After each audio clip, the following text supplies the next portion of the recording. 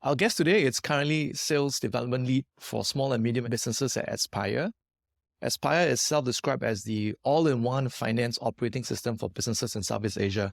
Aspire was founded in 2018, and so far it has raised nearly $200 million from venture capital firms, including the famous Y-Combinator.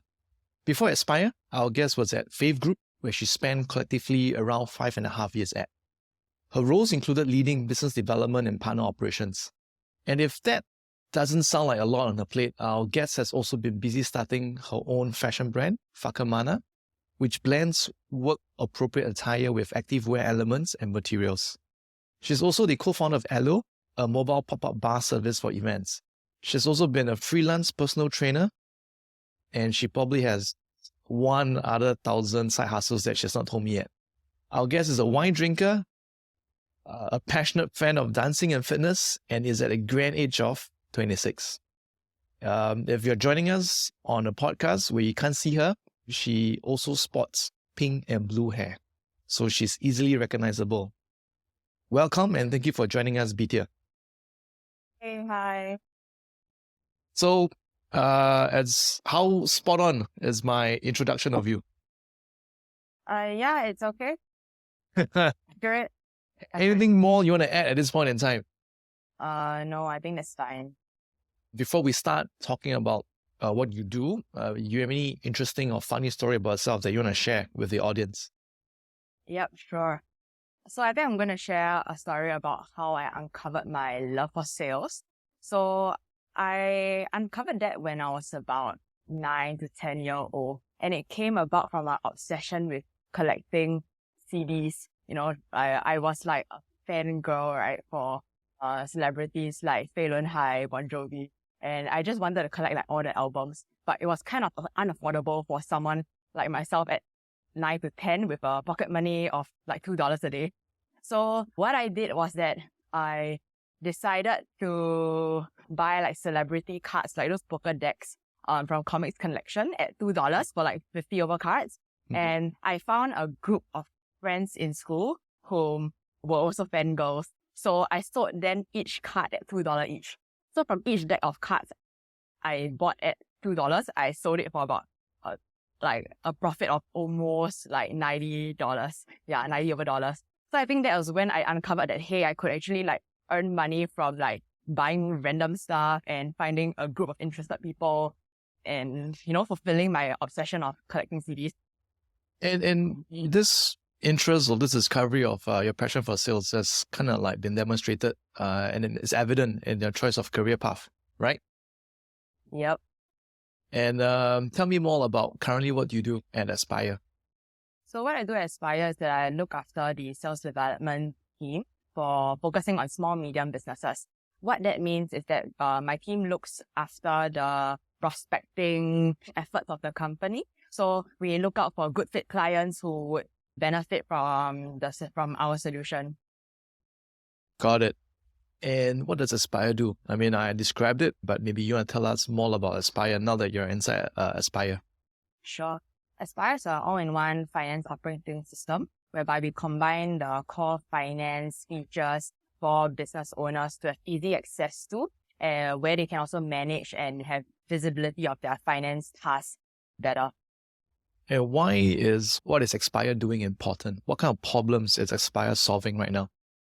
So we help these businesses achieve finance excellence in a quicker and more efficient manner. Because running a business, and there are many things in which a business needs to pay for, and imagine needing to reconcile things manually. That's very time consuming. So with Aspire, we eliminate all of that. We allow them to have quick insights to their company financials in a click of a button. Got it.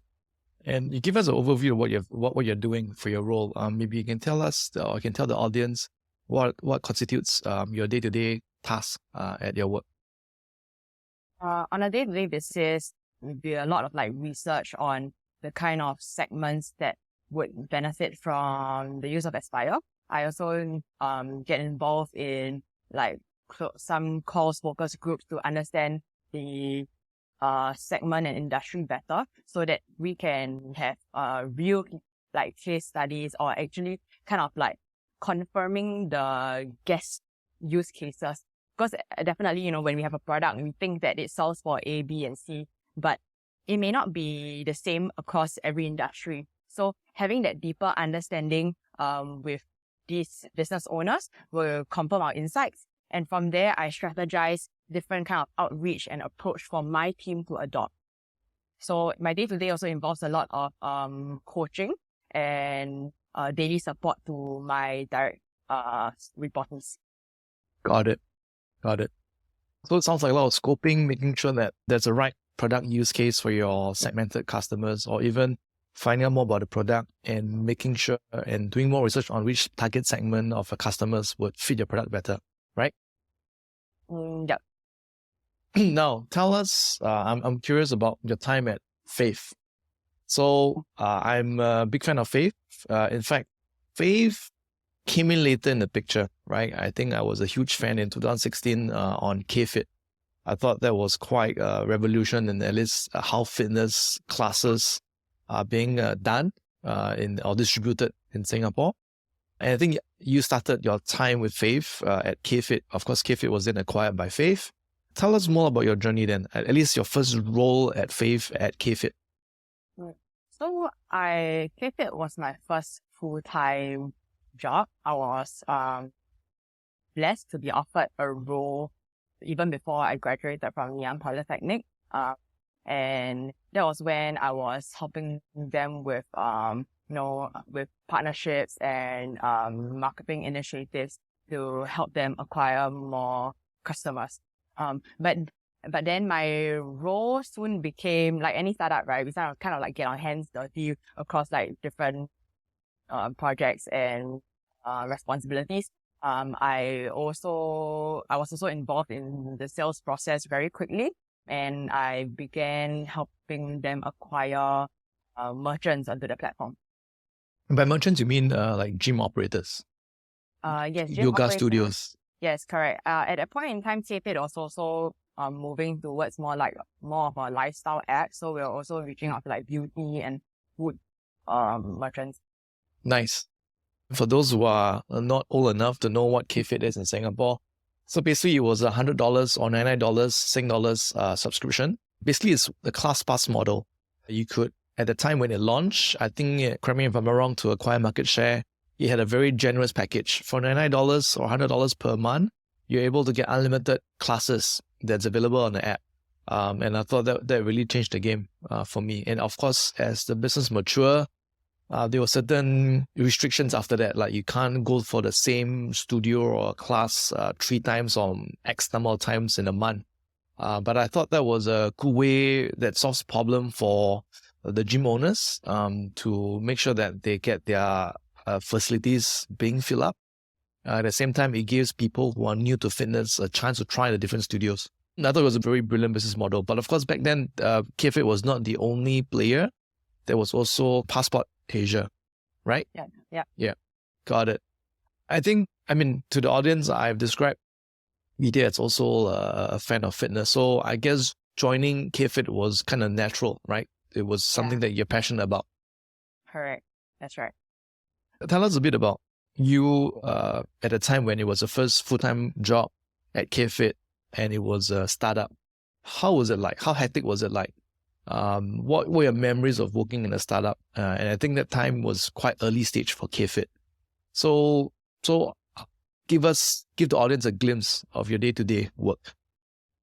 It was just a team of 4 of us in Singapore, and I think every day is just a hustle, like getting things done and getting our calendars really filled. And with that being my first job, I was extremely in love with my job. Like I just really wanted to do very well, and I feel happy. I find great joy in what I do every day. So the job became quickly a part of my almost everyday life. So even during the weekends, I would think about opportunities which we could potentially capture, And I would also happily follow up with certain things I need to do for work. Yeah, this isn't healthy in the long run, especially now, but it was a good memory. It's definitely not something I regret. I enjoyed what I did back then. I can 100% relate to that. Yeah. It's a small team. It's a young startup. You get to cover more ground than what your JD initially says. So I understand that. And because you're passionate about it, and chances are a certain startup at the early stage would also attract a certain kind of personality of people to the role, to the team. So chances are there was, I'm guessing, chemistry within the team. I think that helped as well. And I want to ask, it was the first job, it was a startup. It was quite unknown. No one knew whether KFit would survive, right? As most startups are. What did your family and friends say about you joining an early stage startup? There were some concerns about, this unconventional path of working for a company without that kind of stability as per working with a bank or some government job. So there were concerns, but to me, it was just noise. It was more of it was advice, but it was also noise because those were distractions to what I can potentially achieve and what I can potentially learn. So I just went ahead with what I felt was best for me. How did you get to know about this job at KFit? So back then I was very involved in the fitness industry. I competed in bodybuilding, etc. And was often approached for fitness related gigs. So KFit approached me as a ambassador to promote the app. So I was given a free subscription and I was given to a promo code to kind of promote. And months later, the marketing manager at KFit reached out to me and asked me if I would be keen to explore a full-time role. Nice. That was Very when nice. I was still in school. Nice. I think to the audience out here who are probably still schooling or early stage of a career, I think that's an example of you doing what you love in your own free time. And then somehow that opportunity came to you because you were busy doing what you love, right? And it's very in line with your interests anyway. And tell me more about when you move up the ranks. I know you joined KFit, I think for a year plus, and then you did something else, and then you came back to Fave. So tell me about after that, when you came back to Fave, how has things changed? When I came back to Fave, that was when Fave acquired Groupon as well. So there were some organizational changes and also the importance to launch new products. So I came in at that point in time whereby it was pretty exciting. I was in the early team of acquiring customers onto the Fave Pay platform, adopting Fave Pay solution, and not long later, I was tasked to lead a team of interns to help speed up the acquisition. No, I am a big fan of the Fave payment. I say this seriously because I am not a big. I haven't been very generous in my compliments, but when I give credit where it's due. And I think Fave has been very successful in my opinion. I think it's almost everywhere now. I think it started off, correct me if I'm wrong, the strategy was wellness direction first, and then it became F&B. Or tell me more about what you did at Fave. How was the business direction like? So in Fave, we had different teams that worked on various categories. So we wanted to be a all-in-one lifestyle app whereby consumers will think of Fave when they need to fulfill their hunger, or if they want to go for a workout, or if they want to go for any beauty service, right? They can always go into the Fave app to source for the best deals and to just have it as a discovery platform for their lifestyle needs. And I mean, I was reading through your LinkedIn profile, and I think you moved up the ranks to different teams, right, within Fave. So tell us a bit more about you moving to different teams. What was some things that were similar but yet different when you moved to different teams? So when I first shared to my manager that I see myself being able to do great things, right? If I'm able to manage a team and to work out a strategy for acquisition. So being early in my career, they kind of gave me an opportunity, right, to create this new team of this team whereby I get to work with a team of up to 8 interns, to increase the acquisition, to increase the speed of acquisition. And that was pretty successful. The ROI on that was pretty amazing. And that was when I proposed that we should look into other sectors. And that was, and I proposed the retail category. So therefore, I was promoted to look after the retail, like local retail segment. And that was when I was able to hire full-timers in my team. How was it like convincing your bosses your ideas would work? I shared with them my vision of what we could potentially achieve. And of course, with that, right, I also asked them if this is the strategy of like where we want to go. And at the moment, is this need being fulfilled? If this, currently I see this gap, and if they agree with me that this is a gap which we can fulfill, I want to be the one who's able to make that happen. Yeah. So I shared with them my plan, and I think it went ahead from there. Was this a proactive approach that you took, that you went to your boss and say they proposed certain ideas, or was it a task that you had to do? It was more of a proactive means. So I shared what I feel I will be able to bring value to, and then that opportunity came. Got it. I think this is quite inspiring, right? And back then, how old were you then? I think 20, 21. Okay. Yeah. You started working at 19, right? And then you rejoined Fave at 20 years old or 21. Yeah. Okay. How was it like? How did it feel? Was it intimidating? You were young in your career, and then you were young generally, right? I think a lot of peers probably started work between the mid-20s. And what were you thinking? Like, do you think it was a risk, or you were just so convinced by the idea that you got to tell it somehow? Age to me has always been just a number. So I think I was generally quite like confident, not just confident because I feel confident, but I know that I can provide value and I know what I can deliver. So having that clarity of knowing what I can do helps me with the thought or the fear that I'll be looked down upon.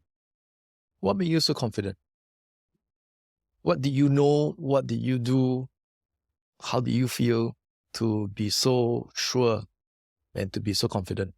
And I ask this not to question you or to suspect you, but it's for the audience out there to gain this confidence that you're describing to me, right? I think a lot of people, be it they're introverts or be it of various factors, they think they're a minority in the workplace, they are young, they're very junior.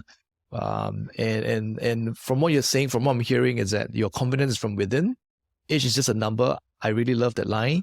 But how can someone replicate this, right? And walk us through that process, right? What made you so sure? Well, even before I joined Fave or like joined the workforce officially, I've always been, liaising with like companies, etc. for like different gigs. And I often need to like market myself, right, and sell my solutions and services. And I feel that I fare pretty well. I'm able to get my intentions across and people come back for more. So that was when it's not just a thought whereby I feel that I'm good, but that kind of validates what I can do. Yeah. And then from my time at Fave, I was also a top performer, and that further proves that, hey, I can do what I need to do. Yeah. And yeah. So I think it's from experience. Yeah, what I'm hearing I think experience is a great word. So what I'm hearing is that you started sort of been out there in the workplace, even I think you said 9 or 10 years old, right? So selling CDs, right? And I think in school, I assume in poly, you have also like been out there in businesses or marketing your services and your products to businesses. So, and you've gotten the feedback, you've gotten results. I think that helped you, right? And I think one thing I want to like highlight is that I think confidence can be twofold, right? One is from within, and then you project that confidence.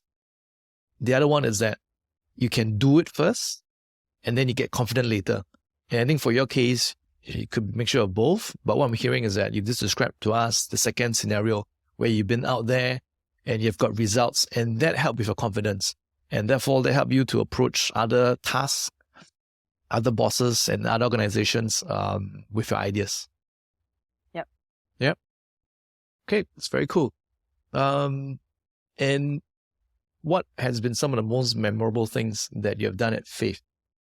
I think memorable things would be like... Let me try, right? I think Pay Later, it's quite a different kind of product versus Fave Pay. In my opinion, right? I don't know what you think. Fave Pay Later, it's more of a buy now, pay later service from Fave Group. And how was that transition like? Were all your positions you created, you orchestrated the moves, or what were some of the moves that so you're saying no, is it? Yeah, that was more of like a reorg within the company whereby they were changing the sales team divisions to more product focused teams. So I was assigned to the new product, which is Fave Pay Later. But going back to, I think, your question on what's memorable, right? I think that during my time at Fave, there was a point whereby I moved from a full-on sales leadership role to a dual role. So I was actually heading the operations team at one point as well. And that happened because there wasn't a operations team in Fave then to actually support our merchants onboarding needs. The sales reps, which the business development managers, would need to acquire and later on onboard the merchants by themselves. And I saw that as a very inefficient task, because then salespeople will not be able to focus on what they need to do. They can't hustle. There's always this bottleneck. So that was when I proposed that we should hire people, to sort out this operational need. And because of that, I was also tasked to build up this team, train them, set up SOPs and the strategy. So I think that was memorable because I really got my hands dirty into understanding, in being more organized and training people up and setting up certain processes. 100%. Yeah, I agree and I concur. I can understand that. And I think in most of the companies, this role is probably called customer success role, right? We call them account management. So then there's the acquisition, the customer acquisition or salespeople. They acquire the merchants. In your case, it's merchant or customers. And then after that, you need to sort of onboard them. You need to hold their hands, at least for the first few months, first few weeks at least, to make sure that they know your product well, they adopt it well, and how they can do more with your product or with your app. And I 100% agree with you. I had a similar experience in my previous role. And I think those customer acquisition versus customer success can require very different skill sets. And if the sales team is being judged by the sales numbers, then it's not efficient for them to also be handling the customers after they've been acquired. So there'll be a conflict of interest, right? So the salesperson will be very keen in getting more numbers, more customers on board. So I 100% agree with you. And yeah, so that's memorable. Okay, I was keen in your time in working in a tech company, right? Like Fave and then and Aspire. And I want to move on to your side hustles, right? Which I think is the main thing why I got you to be on our podcast today. You've did a couple of things, right? So very recently, or rather, I'll start from the beginning. You, at least from what I see on your LinkedIn profile, you are a certified personal trainer. I think you were a freelance trainer for some time. Also, I can kind of see that flowed into you launching your own fashion brand called Whakamana. Tell us more about that. Yeah, so I've always been a very active individual. I dance, I go to the gym. At one point in my life, I bodybuilt. So it was to no surprise that I decided to take on my certification to be able to train people and to help people as well. I did that on a freelance basis just to help people whom reached out. Yeah, but it wasn't it wasn't my main job. It was mostly just really during my pockets of free time. And I decided to work on Whakamana because being someone who goes to work, does client-facing roles, I am expected to dress up, at least look appropriate. But at the same time, I love working out. I love fitness. I love the spontaneous workouts I can get during the lunch times and in the morning as well. And I often find it an issue bringing out another set of clothes to work out, a big bag.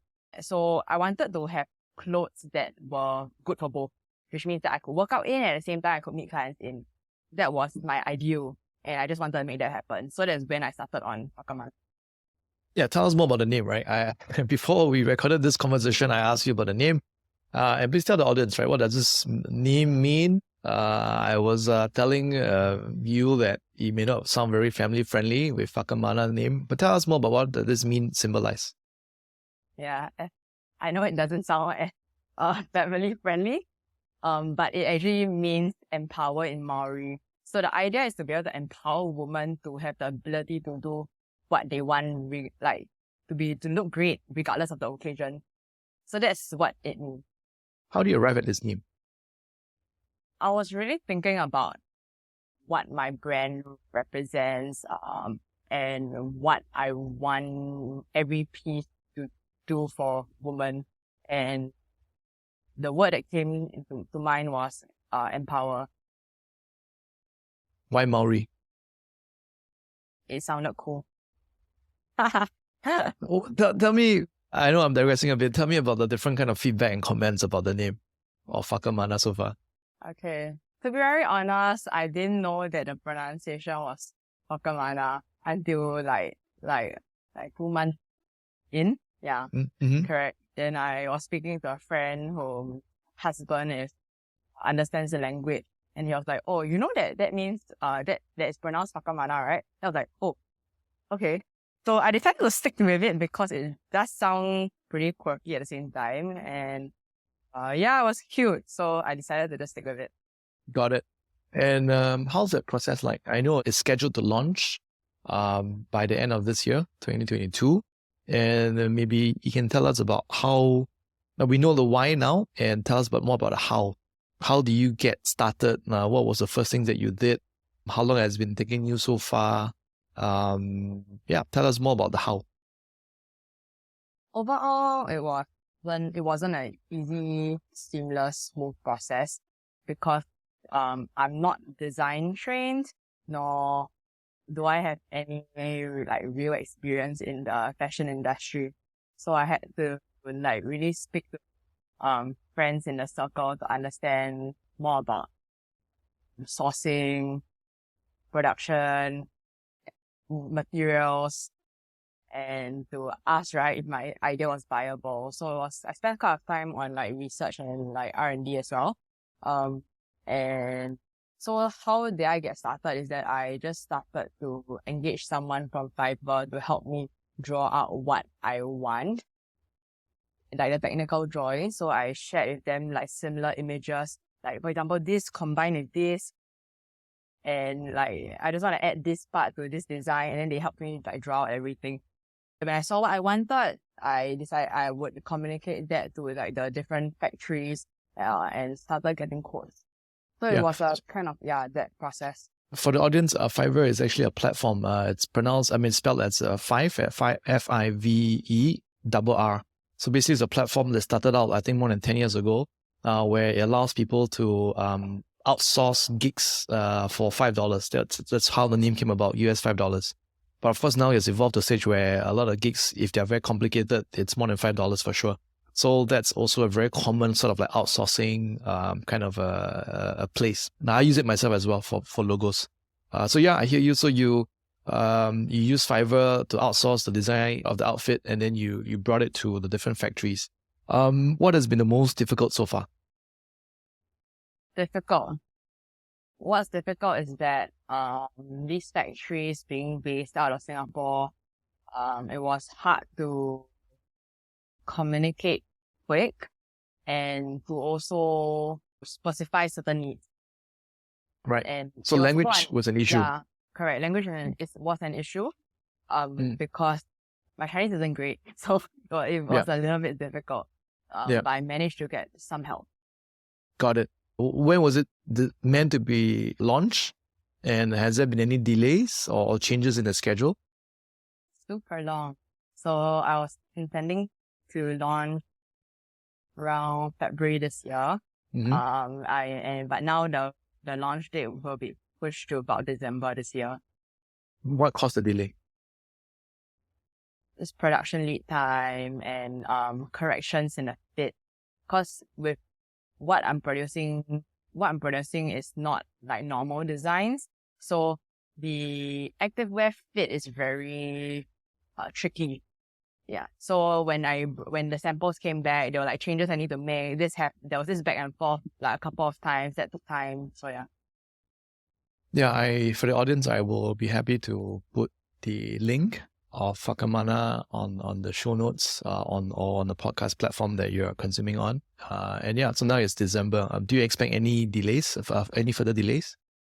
No, because the clothes are already fully produced and it's on the way, shipping on the way, unless there are any shipping delays.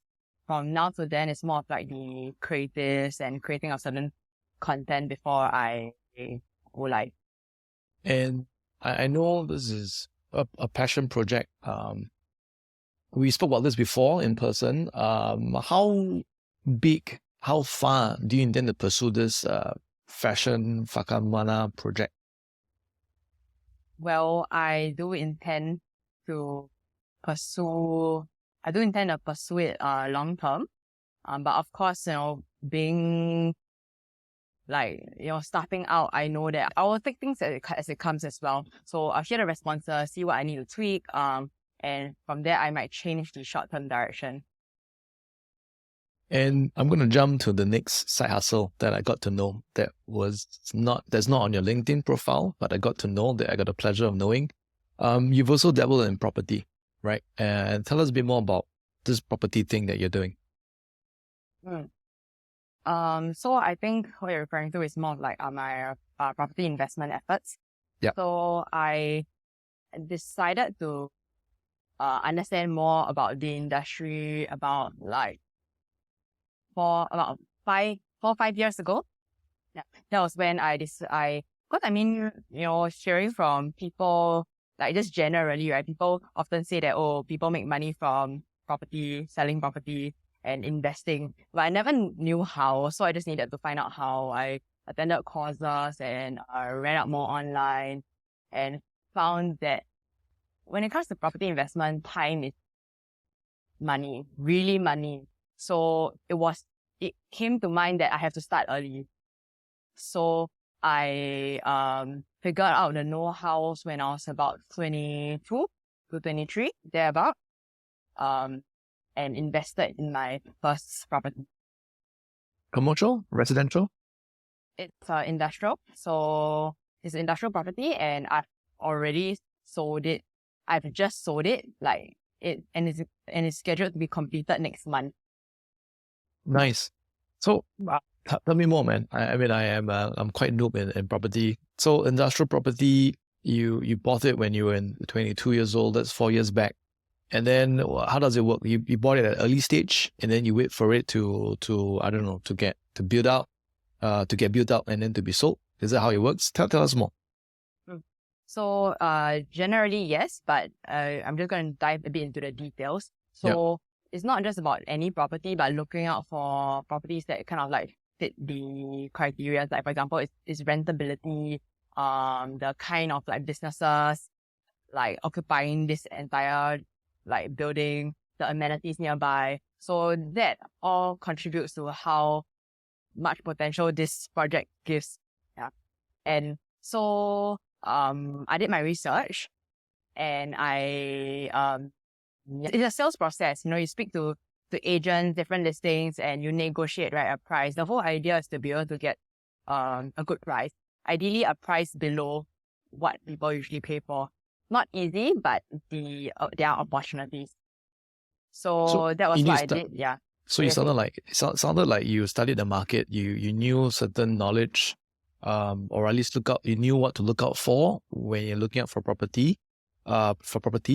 and then factors like rentability. And then once you source out the ideal locations or the plot of properties, you speak to the agents to negotiate a good price so that you can get the undervalued price. That's what I'm hearing. Yeah, is that right? Correct. Got it. A big discussion about properties is that, generally in Singapore, in Asian context, Asians love property. And it's real estate is a huge sector that drives investment. We get it. But a big discussion about properties is that how do you get the bulk cash when you're young, right? So you started at 22. So how do you go about getting that cash? So for me, I'm blessed to have started work early or to have started earning money early as well. So I do have saving. So I was able to pay for the down payment myself. That it was a 90% loan, so 10% wasn't as bad. But of course, cash flow is king, and having cash on hand is really important. So I decided to reach out to my parents and a trusted friend to share with them and like a deal, right? That hey, if you put in this amount of cash with me, I would give them like a yearly dividend for a period of time. Yeah. And so I mean, these people believed in me, and and that was how I was able to still have a bit more cash flow as I do life. And this is just the epitome of exactly what I'm so impressed by you, right? I mean, you're a hustler, right? Out and out, right? You hustle when you were 10 years old, selling CDs to your friends, making so much money back then. And then at your school, at your early jobs, at Fave, you had to convince bosses, you had to hustle to convince them of your ideas. And you didn't go in them blind, right? You're confident in your abilities because you done work earlier in your life. And then when it comes to like your personal investments, you hustle, you reach out to your parents, to your trusted friend or friends, just to make sure that your cash flow is okay. So I think that's something that I really admire a lot in you. That's something that I wish I could do more of, and I'm sure that's something that the audience can would set them thinking about. How did this hustle nature start in you? Besides that selling CDs thing, and I want to ask this question later on, but what's your philosophy of life, right?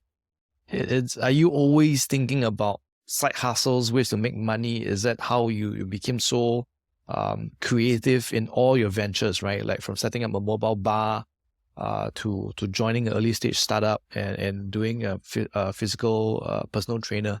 So yeah, how do you think about money? How do you think about investment? How do you think about side hustles? Money, to me, money can just always be made, and investments is a way to make money work for you and to have like predictable means of growing the cash. Yeah, that's the difference between investment and gambling, because it's a predictability. And I think earlier you had asked me about like how did my hustle personality came about.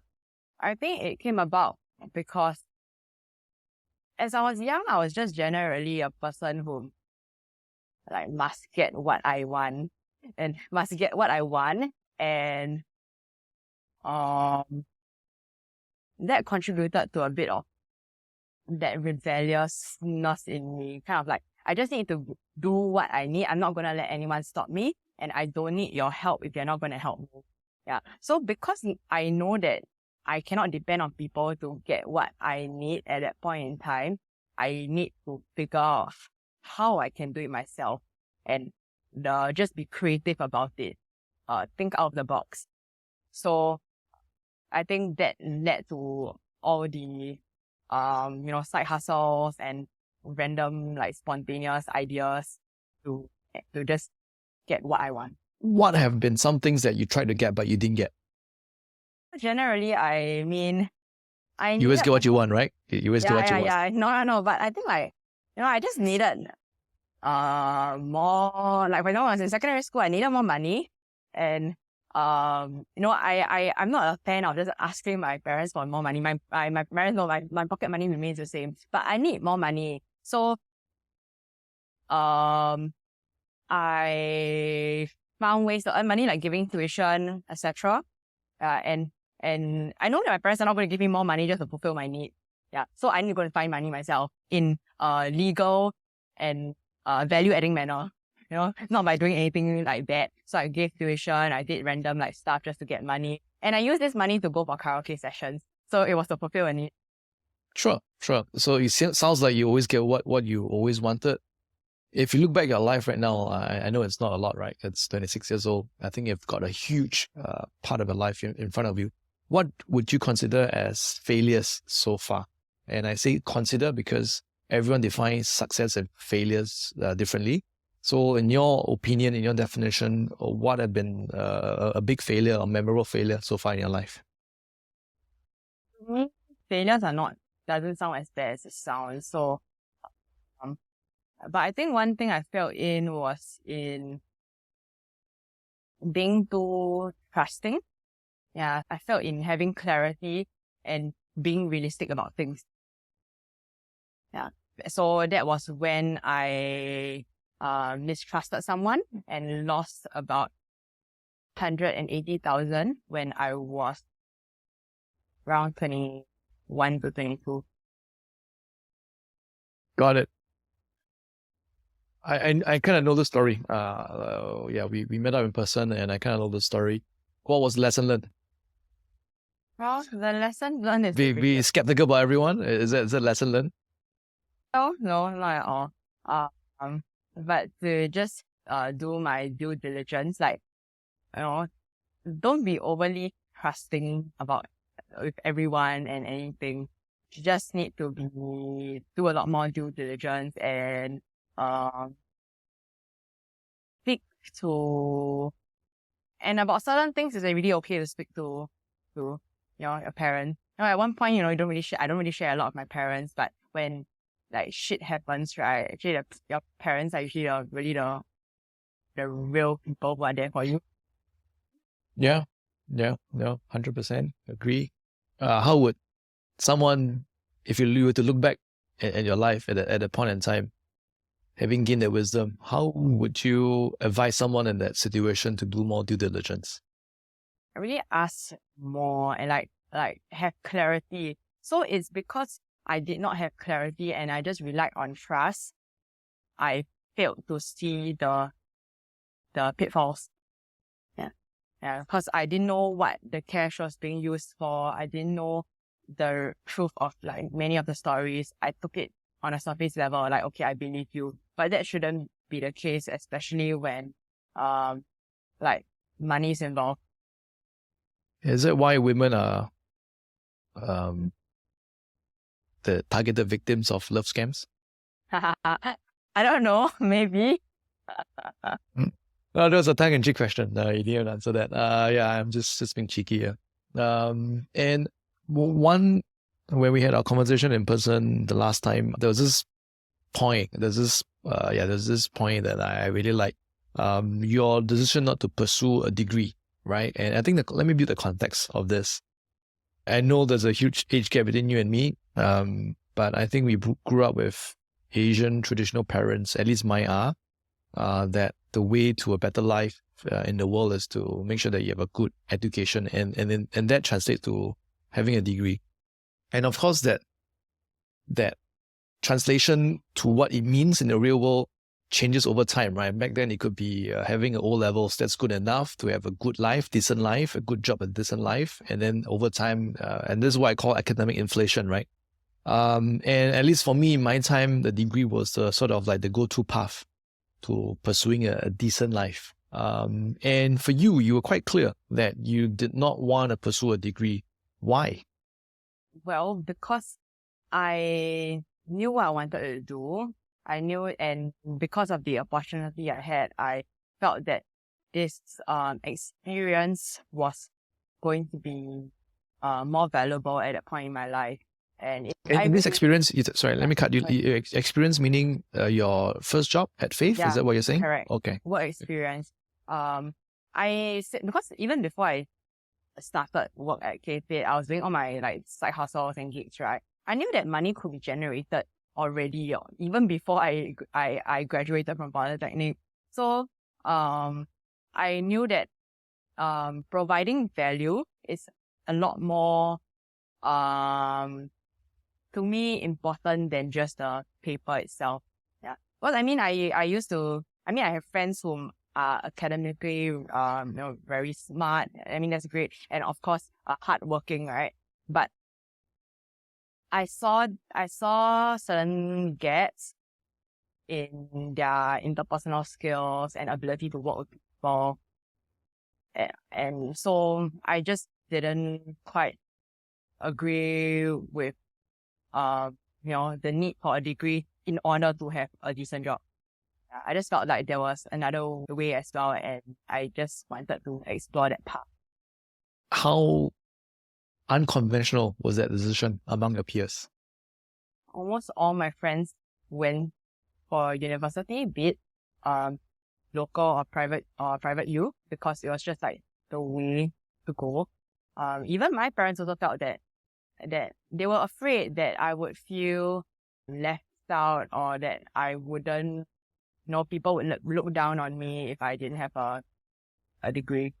But I just never cared about what people think, because in the end, it's what I deliver, and being a hiring manager like now as well, and for the past years, it's true. Someone whom you would like to work with isn't about where they studied, what they studied, how well they did.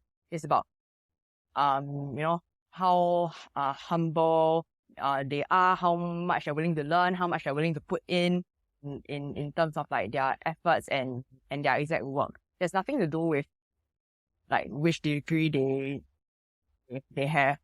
So yeah, and I was quite certain that I wasn't going for like a government job.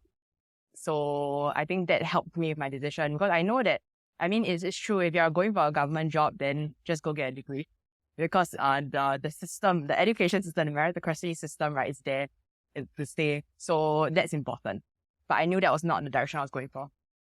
I think it's one thing to be confident of your abilities, to be able to deliver value in the workplace without a degree. And it's another thing to be perceived as so, right? Like you said, majority of your peers went on to do a degree because, at least in our culture, in our society, we think that a degree is just the right path as a minimum prerequisite these days to get a decent job, be it government or non-government.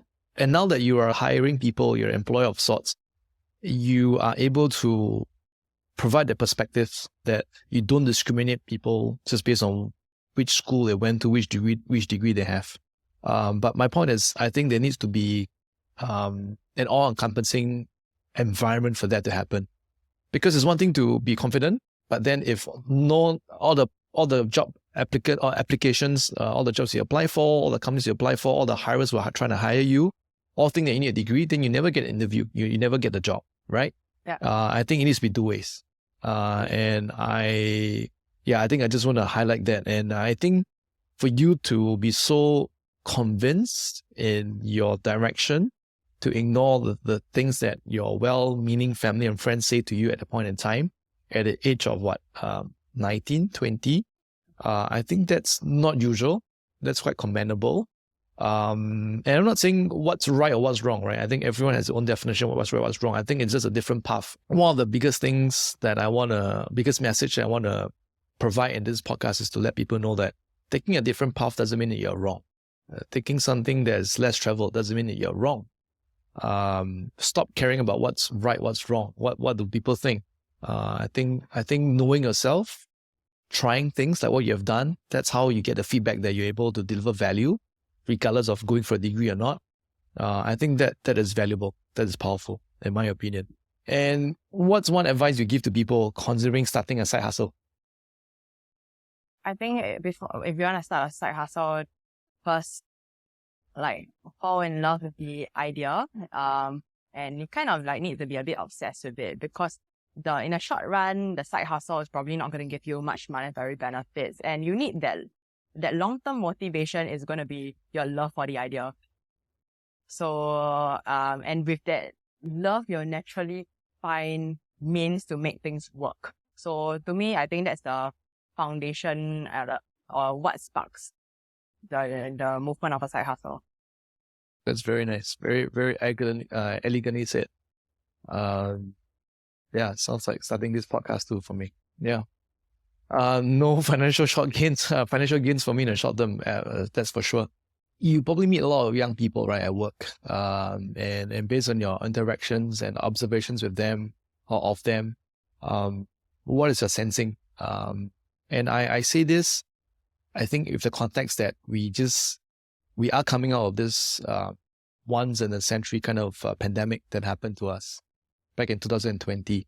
And I think if you were a fresh grad back then, you would have entered the workforce working from home, right? If you were lucky to get a job, right, in those times or in the last 2 years. So what I'm saying is that younger people now are going through different times. I'm not saying that they're going through a more difficult time than what we have gone through before. I think every generation has its own issues and challenges. But with your interactions right now, what's one advice or message for them in terms of their career? Advice would be to just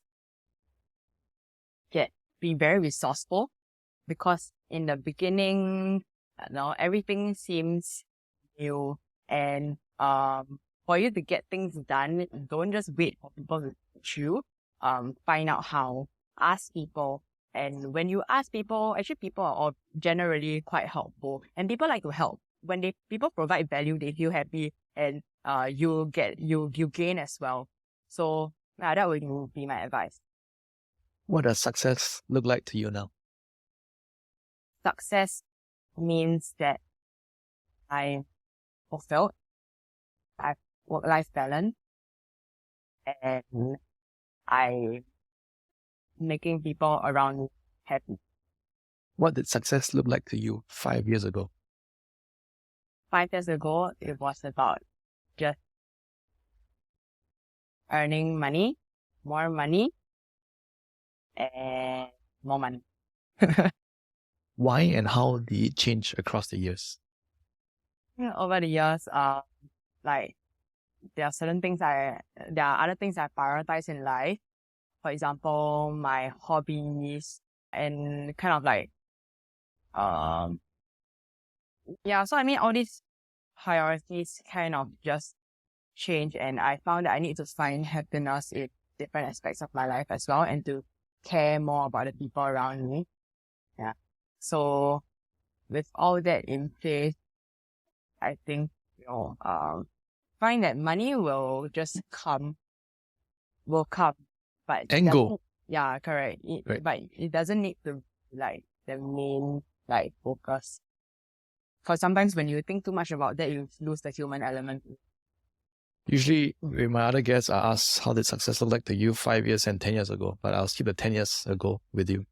If you could have I think 2 versions of this same question. One version is, if you could have a billboard with any message you want to broadcast, what would it be? Version 2 of the question is, if you have a big message for the audience, what would it be? My big message would be to just not fear failure, and to ego isn't that important. Just do it, because you don't know if you don't try, and in the end, embarrassment is all within your own mind. So if you maybe whenever you feel embarrassed, most of the time people around you don't find it that humiliating. It's all in the mind. So just go for it. Yeah. Yeah, 100%. And my similar version of that is, people have come to me and asked me, John, you did your own business before, and now that you're an employee, do you feel very embarrassed? Do you feel that this change in title from employer to employee would affect you and affect how people look at you? So yeah, I think with that, I agree what you said, right? That I think embarrassment is all in your mind. You never try, you never know. And I think one of the later answers to that pointer is that I think most people just care about themselves. They don't really care about you. They don't care how you're like, as long as they're still doing fine. Of course, your close friends care about you, but title and this job titles and what you do for a living, I think if people really care about you, all those job titles don't really matter. I think that's my answer to my friend as well. Like social media, for example, right? I mean, social media is a pet topic for me in a sense that I think it's not super healthy, or rather it needs to be consumed in a moderate manner. Everyone's worried about looking their best on social media. But I think the answer is people only care about how they look to others, right? They don't really care about how you look, right? So 100% that if you don't try, you never know. And I think that theme runs through in how I see your career path so far. And that explains your confidence at a young age. That explains in your decision not choosing that conventional path of doing a degree, because you have done things before. And through those experiences, you are sure that you're able to deliver value. And that doesn't require you to go to a university to get that validation. So I would urge everyone to go out there and do more things. Instead of thinking about it, just try, right? I think what's the harm of trying, right? If you fail, okay, you do something else, right? You try again. But if you don't try, you get nothing, right? When you try, you know it doesn't work, then okay, you learn something. If you know it works, okay, go on and do it, right? So there's no lose scenario. There's no lose option when you choose to try. Yeah. I was going to ask about the movie, podcast, video and all that. What's one good movie, documentary or video you watched that you found yourself recommended? Or have you found yourself recommending anything to people recently? No, why? I don't. That's why. Even the answer to that question should be you should recommend everyone to check out Whakamana when it's launched, right? And I want to give you some airtime to put a plug for Whakamana, right? And tell us who will be the target audience, who you think will be a good target audience to buy, to try or to buy Whakamana. So Whakamana is for women who live an active lifestyle, but at the same time care about how they look from day to day. And I would say target audience would be usually for women in the 20s to 30s, who just wants to live life in a more comfortable and elegant way. And we should expect this to be out on your website in December. Correct.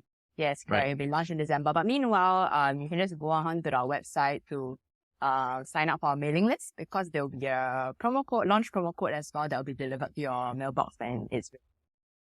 And you want to give, since people are listening or watching, you want to give the link right now. Yep. It's www.whakamana.com. And please spell it. WHAKAMANA.com.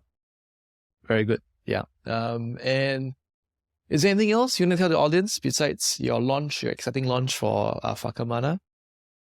I think I just share an idea on what kind of designs to expect. Although I shared as activewear, you'll be pretty surprised that it looks nothing like the usual sports bra and tights you see online. You can expect dresses that can be transformed from a unitard to a work dress, or even jumpsuits that can look like it's great for dates to a yoga session. And I believe you would be the natural first choice of the influencer for your brand. Am I right? I mean, yes, I have to be the first advocate. No, this has been really fun. Thank you for your time. I think for sharing your journey and your side hustles. I've been really impressed by what you've done so far. And I hope the audience of this podcast has also gained something from this conversation. So we look forward to the launch. And thank you for your time once again, Bethia. Thank you. See you. Bye-bye. See you. Bye.